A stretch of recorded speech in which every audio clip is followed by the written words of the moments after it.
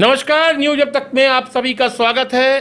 सबसे पहले आप हमारे चैनल को सब्सक्राइब करें, गूगल प्ले स्टोर से ऐप को डाउनलोड करें और सीधे वेबसाइट पर जाकर आप हमारे समाचारों को देख सकते हैं।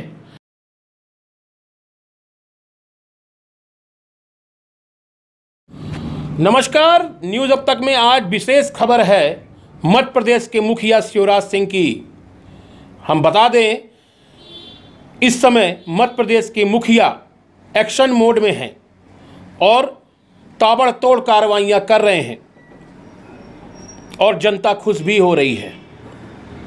अभी तक आरोप लगते थे कि भाजपा सरकार में अफसरशाही हावी हो रही है, लेकिन जिस तरीके से मध्य प्रदेश के मुखिया शिवराज सिंह इस समय अपना रुख दिखा रहे हैं, उससे अब अंदाज लगाया जा सकता है कि सरकारी सिस्टम अब कैसा चलेगा। पिछले कई दिनों से ये बातें सामने आ रही हैं कि अब कड़क प्रशासन की नींव शिवराज सिंह ने रखी है। अभी तक ये माना जाता था कि शिवराज सिंह एक सरल और शांत और सौम्य मुख्यमंत्री हैं और सबसे बड़ी सरलता से मिलते हैं, लेकिन अपने इस बार मुख्यमंत्री बनने पर उन्होंने कुछ अपने तेवर बदले हैं। उन्होंने कहा है कि अफसर अब ज़मीनी स्तर पर काम करें और नहीं करेंगे तो उनको परिणाम भुगतने होंगे। उनका ये एक्शन, उनका ये रुख अनिल कपूर की फिल्म नायक की याद दिलाती है। नायक फिल्म में एक आदर्श सीएम को प्रस्तुत किया गया था जो तत्काल कार्रवाई करते थे। इन सबको कितने मकान अलॉट हुए? 1680 सर। ये सब क्या बोल रहे हैं? सिर्फ 20 ही मिले, बाकी सब क्या हुए? सर, अरे अब नहीं बोलेंगे तो कब बोलेंगे? जब आप सब जानते हैं, आपने एक्शन क्यों नहीं लिया? सर, आप तो जानते हैं मिनिस्टर लोग। मिनिस्टर की बात छोड़ो, आपने अपना काम क्यों नहीं किया? टाइपराइटर आ गया? तुम्हारा नाम क्या है? सर, श्रीमान वो हम सब लगा लेंगे, तुम सिर्फ अपना नाम बताओ। श्रीकांत मानिक सर। इनका सस्पेंशन ऑर्डर टाइप करो। सर, ये क्या कर रहे हैं सर? सर, मैं मर जाऊंगा, ऐसा मत।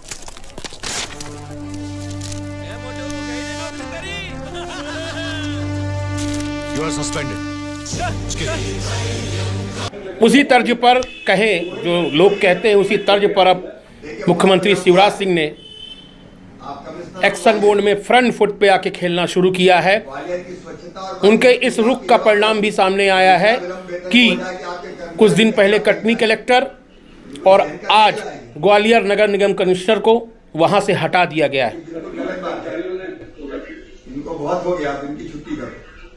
स्पष्ट है कि अब शिवराज सिंह किस तरीके से अपने सिस्टम को चलाएंगे। उन्होंने हाल में ही कहा है कि अफसरों को डांटने पर जनता खुश होती है, इसलिए अफसर अब ऐसा काम करें कि उनको डांटने की ज़रूरत न पड़े और प्रदेश की गरीब जनता का हक पहले खजाने पर है।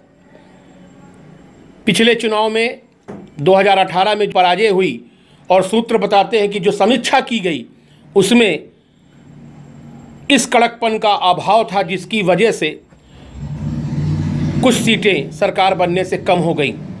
निश्चित रूप से उनके इस एक्शन का पब्लिक में पॉजिटिव रिएक्शन हुआ है। अब लोग समझ रहे हैं कि मुख्यमंत्री शिवराज सिंह एक्शन मोड में हैं। मुख्यमंत्री शिवराज सिंह अब अफसरों पे कड़ाई करेंगे।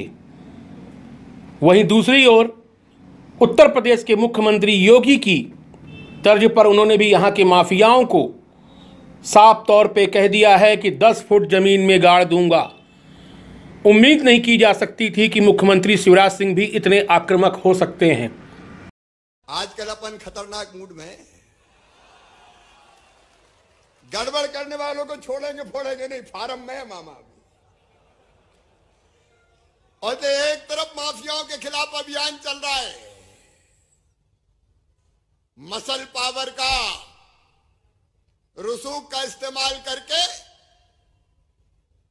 कहीं अवैध कब्जा कर लिया, कहीं भवन तान दिए, कहीं ड्रग माफिया, सुन लो रे, मध्य प्रदेश छोड़ देना, नहीं जमीन में गाड़ दूंगा 10 फीट, पता नहीं चलेगा कहीं भी किसी। कुल मिला के स्पष्ट है कि अब शिवराज सिंह पुराने वाले शिवराज सिंह नहीं रहे। अब यदि अफसर, माफिया या अन्य लोग जो समाज को बांटने का काम करते हैं या धर्म विशेष को लेकर लड़ने का काम करते हैं, वो भी बख्शे नहीं जाएंगे।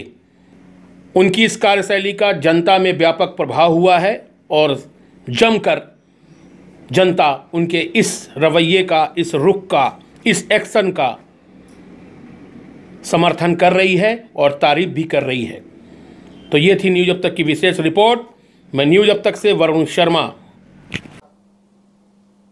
हम 1 साल में ग्राम पंचायत में, गांव में क्या करेंगे, शहरों में क्या करेंगे, और वैसे ही जो जन कल्याणकारी योजना है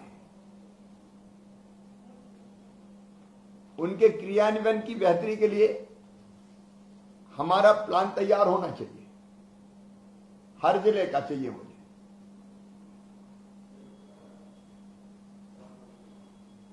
और एक तीसरी चीज है गुड गवर्नेंस। योजनाओं का लाभ बिना समय गवाए, बिना लिए दिए समय पर मिल जाए। टेक्नोलॉजी का उसमें हम लोग इस्तेमाल कर रहे हैं।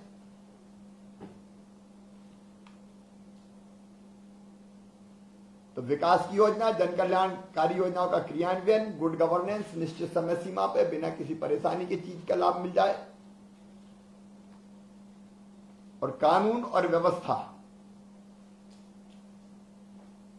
बेहतर हो। जिले के आधार पर यह आकलन करेंगे। और कानून और व्यवस्था की भी आप योजना इसलिए बनाए कि अगर भिंड में कोई समस्या है, मंदसौर में कोई समस्या है, बालाघाट में कोई समस्या, अलग अलग तरह की है, तो एक तो तात्कालिक रिएक्शन होता है, हम उसको तुरंत निपटाते हैं, लेकिन दूसरा हम लॉन्ग टर्म प्लानिंग भी करें उसमें कि लंबे समय से अगर अफीम की तस्करी हो रही है तो हम लॉन्ग टर्म में कैसे उसको पूरी तरह से खत्म करेंगे। नक्सल समस्या है तो उसका समाधान कैसे हम करेंगे। गुंडागर्दी और बदमाशी है कहीं, या माफिया है तो उनको कैसे हम समाप्त करेंगे, तात्कालिक और दीर्घकालिक समस्या के आधार पर। और एक, क्योंकि जिले काम के आधार है, गांव, शहर, जिला, भारत सरकार की सब योजनाओं में नंबर 1 रहना है हमको। और ये तब होगा जब हर जिला परफॉर्म करेगा। अभी कुछ योजनाओं में हमारी स्थिति बहुत बेहतर है, और जिलों में आपस में भी मैं प्रतिस्पर्धा चाहता हूं। कौन जिला नंबर 1, नंबर 2, नंबर 3, ये स्वस्थ प्रतिस्पर्धा हो। देश में केंद्रीय योजना, प्रधानमंत्री जी की योजना में भी नंबर 1 रहना है, और जिलों में स्वस्थ प्रतिस्पर्धा हो। सब योजनाओं में बेहतर क्रियान्वयन के लिए कौन बढ़िया काम करता है। और ये सब योजना आप प्लान पूरा आप तैयार करेंगे, सीएस डीजीपी देखेंगे और उनको इंप्लीमेंट करवाएंगे, उसकी मॉनिटरिंग करेंगे। कमिश्नर्स का और आईजी का भी अपना रोल रहेगा।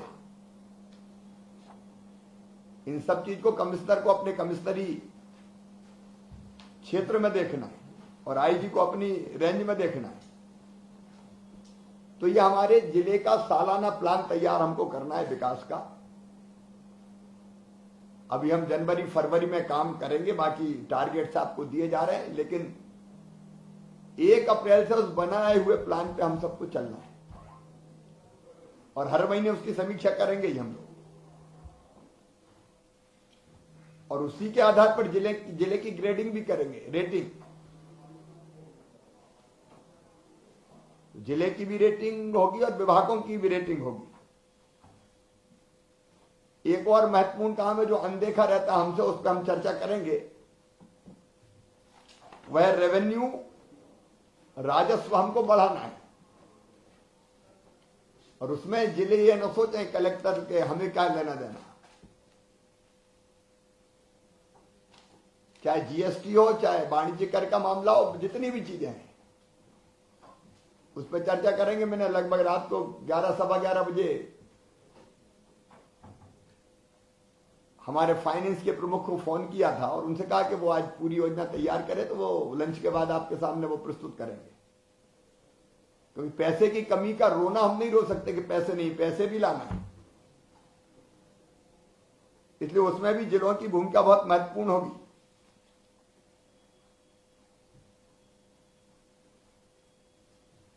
और एक कोरोना के वैक्सीन का टीकाकरण, उसकी तैयारियां सबने अपने अपने स्थान पर की होगी,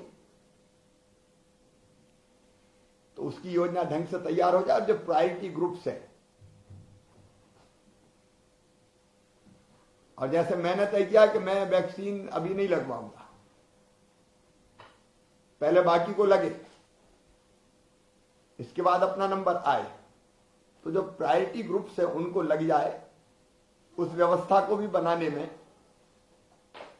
हम सबको जुटना पड़ेगा। ये प्रारंभिक बातें मैंने आपको कही है आगे के लिए। अब हम बैठक के प्रारंभ में पिछली बार जो हमारा एजेंडा था उसका पालन प्रतिवेदन पर चर्चा हम शुरू करेंगे। बैठक लंबी चलेगी, एक एक चीज में देखूंगा, बीच में केवल आधा घंटे के लिए वर्किंग लंच होगा, और जब तक काम पूरा नहीं होगा तब तक हम लोग बैठेंगे। एजेंडा क्रमांक हम देंगे कोरोना से आपको आर्थिक सुरक्षा।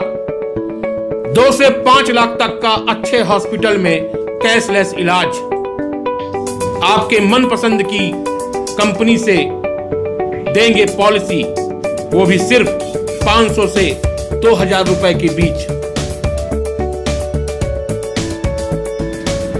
साथ में अन्य सुविधाएं भी, क्योंकि कोरोना किसी को भी हो सकता है और अचानक पैसों की व्यवस्था करना बड़ा कठिन काम होता है। आज ही अपने और अपने परिवार की सुरक्षा के लिए हमसे संपर्क करें।